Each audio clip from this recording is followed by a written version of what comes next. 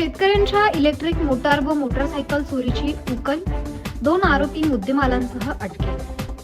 Balasaheb Patil police अधीक्षक नाशिक ग्रामीण यांचे मासिक गुन्हे आढावा बैठकीतील सूचनांप्रमाणे येवला तालुका पोलीस ठाण्याकडील गुन्हे शोध पथकाने मागील गेल्या काही महिन्यांपासून कार्यक्षेत्रात झालेल्या चोऱ्या आणि घरफोड्या यांची उकल होण्याकरिता विशेष प्रयत्न सुरू केले।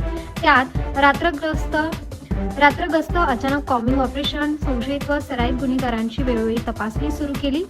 पोलिसांना गुप्त माहिती मिळाली। येवला तालुका पोलीस स्टेशनकडील दाखल गुन्ह्यातील चोरीस गेलेली मोटारसायकल ही खंडू केदू कवडे व गोकुळ श्रावण माळी दोघे राहणार आडगाव रेपाळ तालुका येवला परिसरात येथे यांनी चोरी करून घरात लपवून ठेवली आहे अशी माहिती मिळाल्यावरून पथकाने तेथे जाऊन तपासणी केली असता 20,000 रुपये किमतीची हिरो कंपनीची MF डिलक्स कंपनीची काळ्या व लाल रंगाची मोटारसायकल मिळून आली आहे। ती ताब्यात घेऊन आरोपी खंडू कवडे व गोकुळ माळी अशांना ताब्यात घेऊन गुन्हे शोध पथकाने पुढील तपास सुरू केला आहे।